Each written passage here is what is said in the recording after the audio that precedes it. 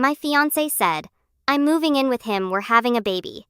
I replied, calmly wished her well, then cut every tie by nightfall. She was begging outside my door, then canceled her engagement ring, returned her car, and changed every password. 6 hours later, she was at my door, sobbing that Anthony had kicked her out. I 36 writing this from my kitchen table, staring at a half-empty coffee cup, trying to process how fast your entire future can implode. It was Thursday around 2 p.m. when my phone rang. Sarah, 31F, my fiancé of 8 months. We'd been together 3 years, lived together in my house for the past year and a half. The conversation was short, brutal, and weirdly formal. "David, I need to tell you something.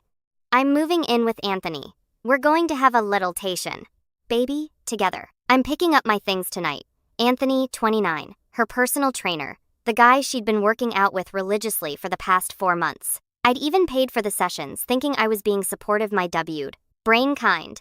Time of froze for a second. The words didn't compute immediately. "Congratulations." I said it flat, emotionless, like I was confirming a dinner reservation.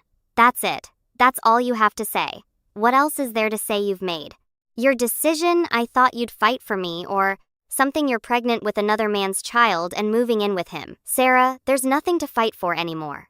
Then I hung up. The weird thing was how calm I felt, almost detached, like I was watching someone else's life implode.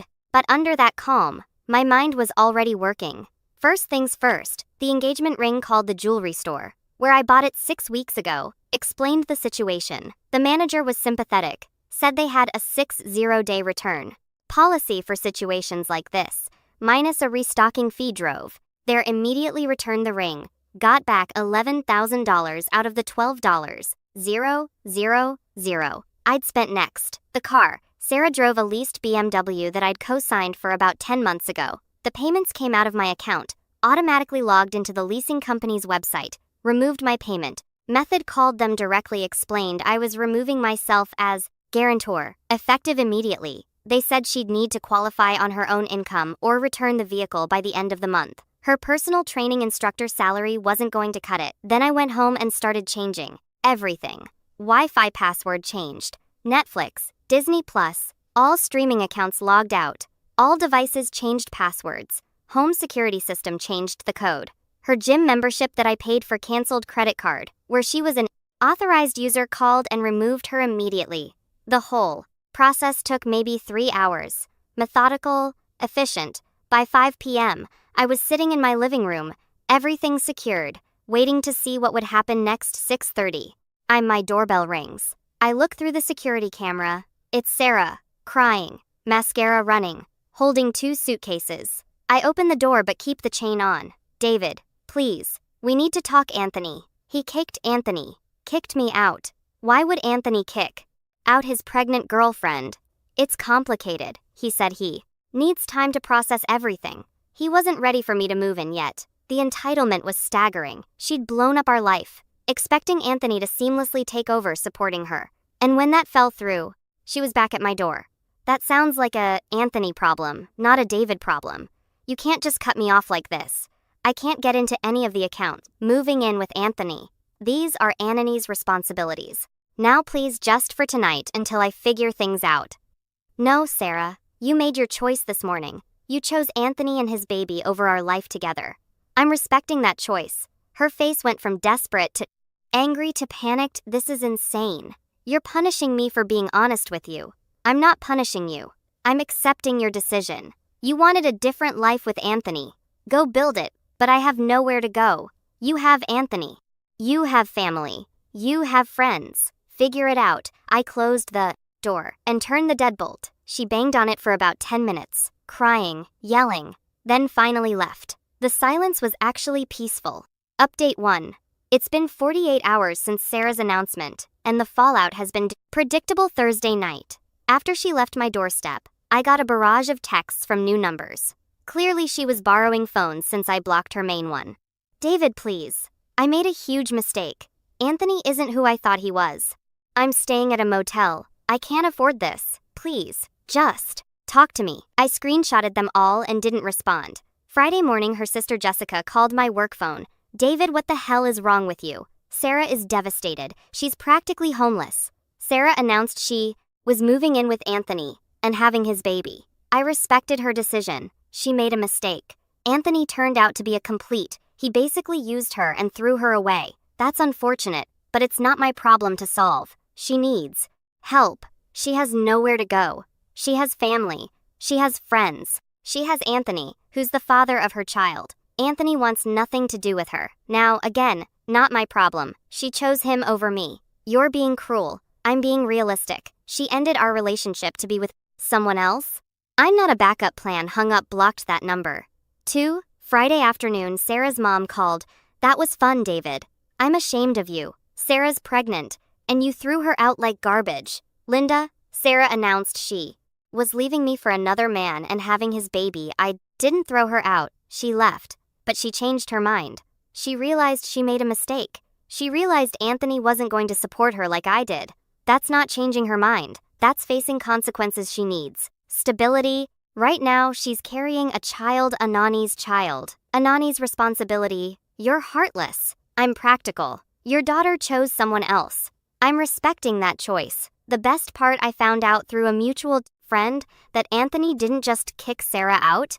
He's apparently married. Been the whole time his wife found out about the affair and the pregnancy. And Anthony immediately cut all contact with Sarah to save his marriage. So Sarah didn't just lose her fiancé and her comfortable life with me. She lost her affair partner too. And she's pregnant with a married man's baby who wants nothing to do with her. The hits keep coming. Got a call from the BMW dealership today. Sarah apparently went there trying to explain the situation, hoping they'd work with her. They told her exactly what I already knew. Without a cosigner with good credit, she doesn't qualify for the lease. She has until the end of the month to return the car or face repossession. She's been posting cryptic things on social media about learning who people really are and fake love. A few mutual friends have reached out, asking what happened. I tell them the simple truth. She left me for someone else. It didn't work out. And now she's dealing with consequences. Most people get it. The ones who don't weren't. Really, my friends anyway, spent the weekend cleaning out the last of her stuff from the house. Things she didn't grab in. Her rushed packing Thursday night. Boxed it all up, labeled it clearly. If she wants it, she can arrange pick up. I'm not delivering anything. The house feels different now, quieter, but in a good way. No more walking on eggshells, wondering if she's texting Anthony. No more paying for gym sessions with her trainer. No more subsidizing a lifestyle for someone who is planning to leave me for another man. Update 2. 1 week since the phone call that changed everything. The entitlement has reached new heights. Monday morning, I got a letter. Not an email, not a text. An actual certified letter from Sarah. She'd had it delivered to my workplace. The letter was 3 pages of handwritten drama about how I abandoned her in her time of need and how she never meant for things to happen this way. The kicker was the last paragraph where she demanded I pay for her hotel costs until she gets back on her feet and suggested we go to couples counseling to work through this betrayal. The betrayal. She cheated on me, got pregnant by another man, announced she was leaving me for him, and I betrayed her by not funding her life. Afterward, I showed it to my lawyer friend Tom over lunch. He laughed so hard he nearly choked on his sandwich. She wants you to pay her bills after she left you for another guy. And she called it your betrayal. Apparently I'm supposed to be her safety net indefinitely. Save this letter. If she escalates. This shows her mindset clearly. Tuesday, the financial reality hit her harder. Got a call from my bank. Sarah had tried to use the credit card. I'd canceled multiple attempts at different stores. The bank flagged it as potential fraud. Until I explained the situation, called the credit card company, confirmed she was no longer an authorized user, and asked them to note that any attempts to use the card were unauthorized. Wednesday brought the family intervention. Sarah's parents showed up at my house. Unannounced, I watched them through my security camera for a few minutes before answering. Linda, David, we need to talk. Sarah's dad. Mike looked uncomfortable, but determined. Son, Sarah made a mistake, but you can't just cut her off completely. Mike, she didn't make a mistake. She made a calculated decision to leave me for another man. The fact that it didn't work out doesn't make it my responsibility. She's pregnant. She's needs support. Anani's baby. Anani's support. Or your support, not mine. Anthony is married. He was using her. That's something she should have figured out before cheating on me with him. Look, we know she messed up, But there's no but, Mike. She chose Anthony. I'm respecting that choice she's made. Adult decisions. These are adult consequences. They tried for another 20 minutes, cycling through guilt, logic, and finally threats about doing the right thing. I stayed calm, stuck to facts, and eventually they left. Thursday was when things production got really pathetic. Sarah showed up at my gym, the one I still go to, not the fancy place where she met Anthony. She cornered me by the free weights. David, please just listen to me for 5 minutes. You have 3 minutes. Clock's ticking. I know, I messed up. I know, I hurt you. But I'm pregnant and scared. And I don't know what to do. 2 minutes. Anthony lied to me about everything. He's married. He never intended to leave his wife. He just wanted to have an affair. I was so stupid. 1 minute. I miss you. I miss us. I know we can work through this. If you just give me a chance. Time's up. Sarah, you didn't make a mistake. You made a choice. You chose to cheat with Anthony. You chose to get pregnant by him. You chose to leave me for him. The fact that he turned out to be exactly what everyone except you could see doesn't change any of that. But I love you. Know you love what I provided. Stability, financial security, someone to take care of you. Anthony offered excitement and adventure until reality hit. Now you want your safety net back. That's not true. You announced you were having another man's baby and moving in with him. Everything I did afterward was just accepting that reality. If Anthony had been everything you thought he was, you'd be happily setting up house with him right now. I grabbed my towel and headed for the exit. Find a new gym. Sarah, this one's mine. Got a text later that evening from Jessica. You're a heartless bastard. Sarah is sleeping in her car. My response, she chose Anthony. These are Anthony's consequences to manage. Block Jessica, permanently final. Update. It's been 3 months since Sarah announced she was leaving me for Anthony. Time for the final chapter on this mess. The immediate aftermath of my last update saw Sarah's situation spiral quickly. Turns out sleeping in a BMW you can't afford while pregnant isn't sustainable. She lasted about a week before the car got repossessed. I drove by the lot where they towed it, saw it sitting there with the dealer plates back on. Her parents finally stepped up, sort of. They let her move back into her childhood bedroom. But from what I've heard through mutual friends, it's been a disaster. Sarah expected them to provide the same lifestyle I had: eating out, shopping trips, entertainment, budget. Instead, she got basic room and board and lectures about responsibility. The pregnancy itself became another complication. Anthony, in his desperation to save his marriage, apparently convinced his wife that Sarah was lying about the paternity. He demanded a prenatal DNA test. Sarah agreed, probably hoping it would force him to step up. Results came back definitely his kid. Anthony's response wasn't to leave his wife for Sarah. It was to lawyer up and prepare for a custody fight while offering minimal child support. His wife kicked him out anyway, but he's fighting to keep Sarah from getting anything substantial. So now Sarah's facing single motherhood with a part-time job, living with her parents and a baby daddy who treats her like a legal obligation. Best part happened about 6 weeks ago. I was at a coffee shop near my office when I spotted her across the street, very obviously pregnant, now struggling with grocery bags. For just a moment, I felt a flicker of something, not sympathy, exactly, but recognition of shared history. Then I remembered her standing in my living room announcing she was having Anthony's baby and moving in with him. I finished my coffee and went back to work last week. Jessica tried one more approach through my coworker, asked if I'd be willing to help Sarah for old time's sake, maybe contribute to baby expenses. Since I used to care about her, my response was simple. Sarah chose Anthony to be her baby's father. These are Anani's expenses. The entitlement never stops. Even now, facing the full consequences of her choices, she and her family still think I should clean up the mess she made. As for me, life is good. Really good. The house is mine again. My finances are mine again. I don't have to wonder who my partner is texting or worry about funding someone else's affair. Started dating someone new last month, Michelle, a 3-year-old architect I met through friends. She's smart, independent, pays her own bills, and has never mentioned needing a personal trainer. It's refreshing to be with someone who doesn't see me as to a financial plan. The revenge wasn't elaborate or dramatic. It was just letting Sarah face the natural consequences of her choices. She wanted Anthony and his baby. She got Anthony and his baby.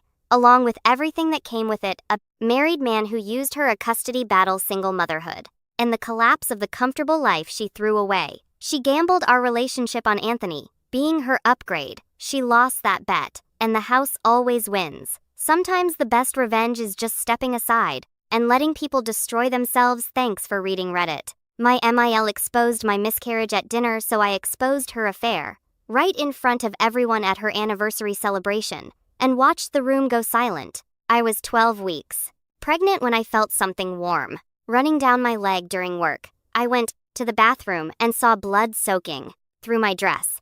I called my husband, Mac, with shaking hands and said, "Something's wrong with the baby. There's so much blood. Come get me now." He said, "I'm on my way, don't move," and I could hear him grabbing his keys and running. By the time they got me into a room and hooked up to the monitors, our baby was already gone. The doctor used words like spontaneous and nothing you could have done. But all I heard was that the tiny heartbeat we'd seen on the ultrasound 3 weeks ago had stopped, and there was no medical reason why. Max sat on the edge of my hospital bed and put his face in his hands and cried. And I reached for him and said, "I'm so sorry." And he looked up and said, "Don't. This isn't your fault," and pulled me into his chest. And we stayed like that until the nurse came to tell us about next steps. We agreed to tell no one until we were ready. "I can't handle your mother right now," I said. And Mac nodded and said, "I know. We'll tell people when you're ready." No one needs to know yet. I trusted him because I had no reason not to. And I forgot that keeping secrets from his mother, Lena, was impossible because she had a key to our house and used it whenever she felt like it. 3 days later, I was sitting on the kitchen floor crying into a onesie I'd bought the week before when I heard the front door open, and there was Lena standing over me with grocery bags in her hands, and her lips pressed into a thin line of disapproval. "Well," she said, looking around at the tissues scattered across the floor and the empty ice cream container on the counter, "this is quite a scene." I wiped my face and said, "Lena, I wasn't expecting you."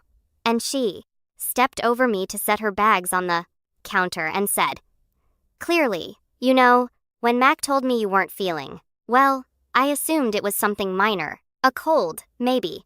Not a complete breakdown. In the middle of the day." She turned and looked at the onesie in my hands, and her eyes narrowed. "Is that baby clothes?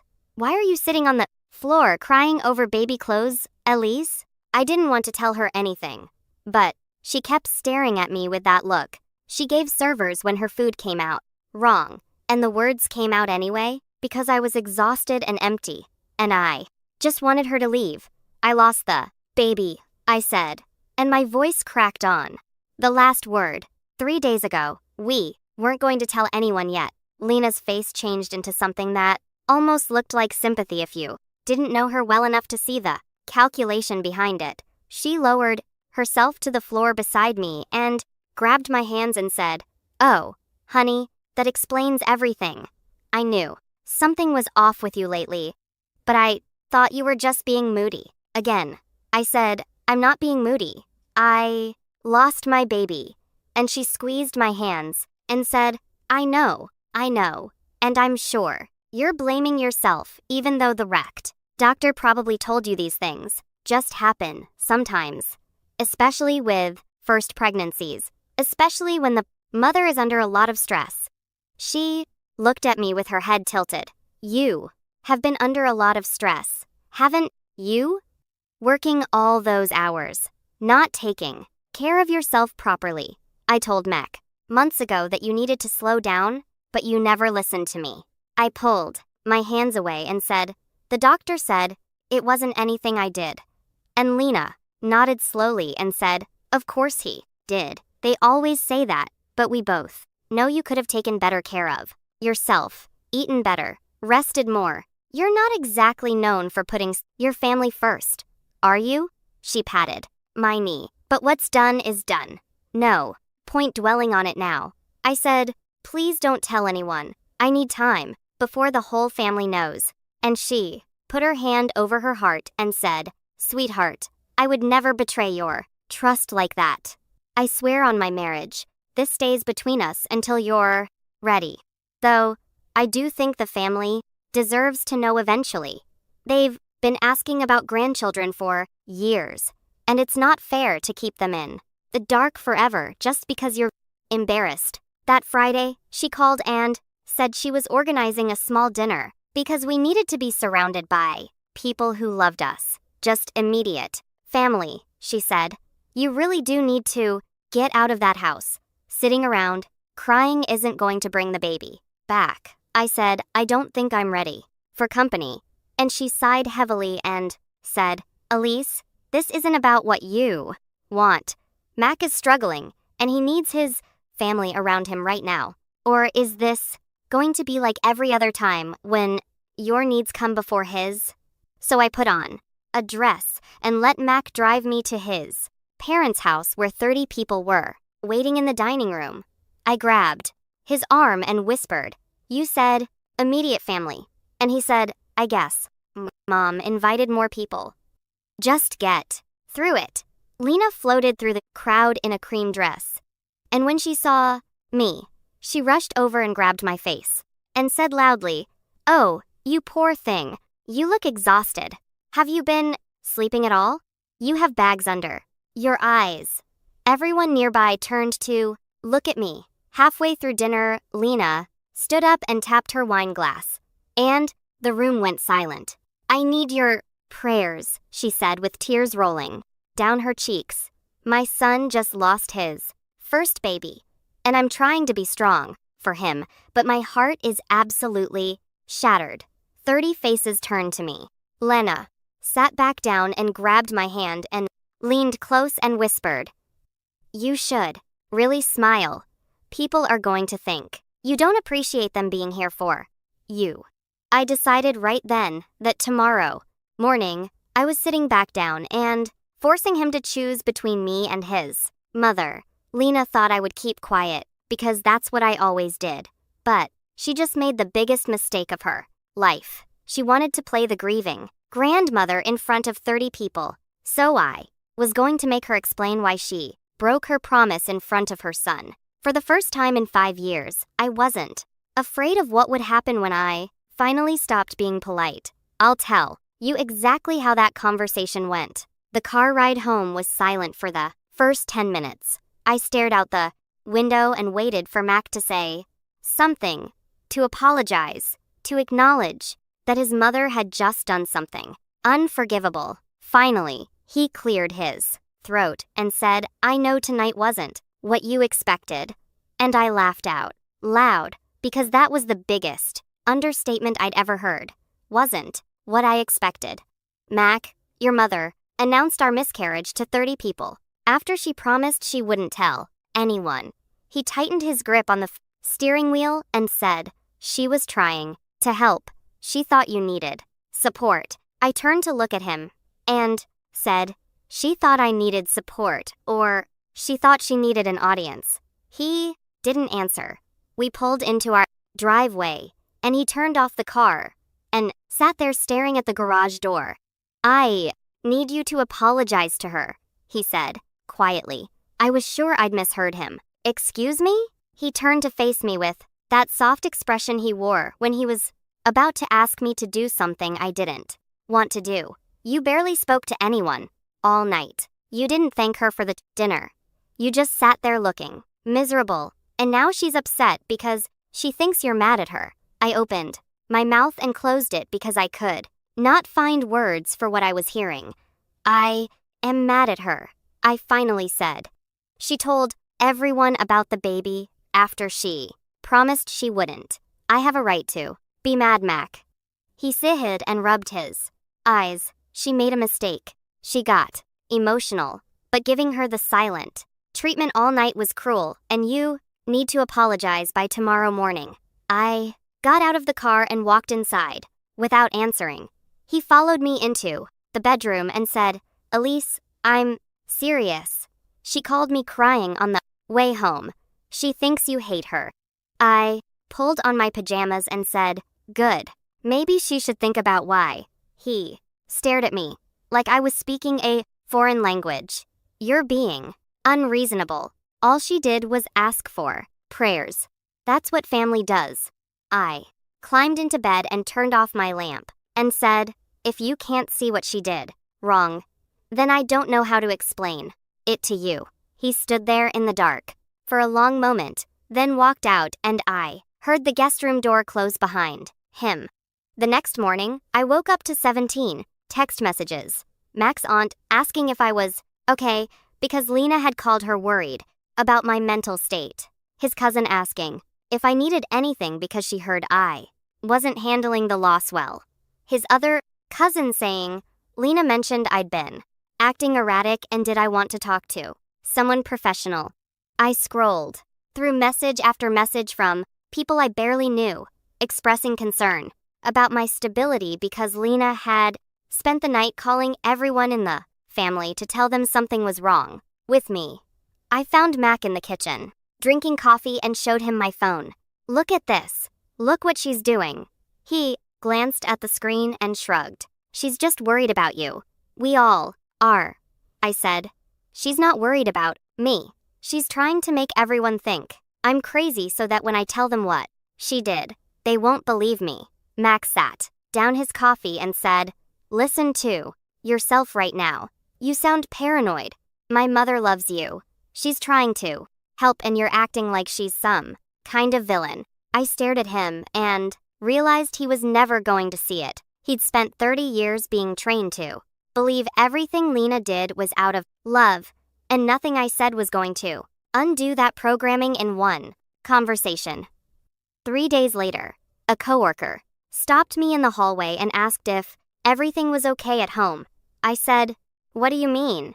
And she looked uncomfortable and said, your mother-in-law came to my church's prayer group last night. She asked everyone to pray for you because you're not taking care of yourself, she said. You've been struggling since the pregnancy, and she's worried you might hurt yourself. I felt the floor tilt beneath me. Lena had gone to my coworker's church. My sister had spent weeks making my life miserable. She'd sabotaged my dates.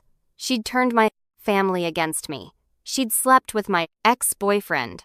Part of me wanted to feel vindicated, but mostly I just felt hollow.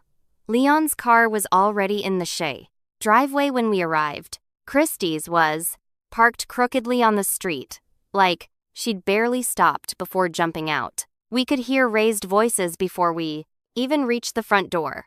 Inside was chaos. Christie stood in the middle of the living room with her arms crossed, tight against her chest. She wasn't crying yet, but her eyes were red and swollen like she had been recently. Leon sat on the far end of the couch, looking defensive and small. My parents hovered near the kitchen doorway, clearly lost. Finally, Christie said when she saw me, now everyone's here. What's going on? My mom asked. Christie wouldn't tell us anything until you arrived. Christie took a shaky breath. I wanted everyone to hear this together. She looked at Leon with pure venom. Tell them what you told me 3 weeks ago and then decided to keep secret. Leon's jaw tightened. I already told you. I'm sorry. I don't know what else you want from me. I want you to say it. Christie screamed out loud to everyone. So they all know exactly what kind of person you are. The room went silent. Leon looked around at all of us, then dropped his head. I have an STD, he said, quietly. I found out about a month ago. I should have told people sooner. I didn't. My mother gasped. My father's face went pale. Mason squeezed my hand. Bailey, my mom said, turning to me with terror in her eyes. Did you argue? I'm negative, I said quickly. I got my results today. I'm clear. Relief flooded her face, then confusion. But if Leon has something and you two were together, we got lucky, I said. Or I did anyway. The implication hung in the air. Everyone slowly turned to look at Christie. She laughed bitterly. It was the kind of laugh that comes right before someone falls apart. I'm positive, she said. Her voice cracked on the second word. I tested positive because this piece of garbage knew he had something and slept with me anyway, and didn't bother to mention it until after. My mother's hand flew to her mouth. My father looked like someone had punched him in the stomach. Christy, Leon started. I swear I didn't know how serious it was. The doctor said it was manageable, and I was still processing, and I didn't know how to bring it up. Manageable? Christy exploded. You think that makes it okay?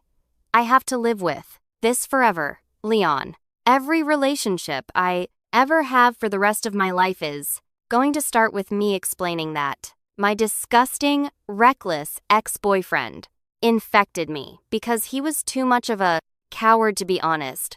I'm not disgusting. Leon shot back. I made a mistake. People make mistakes.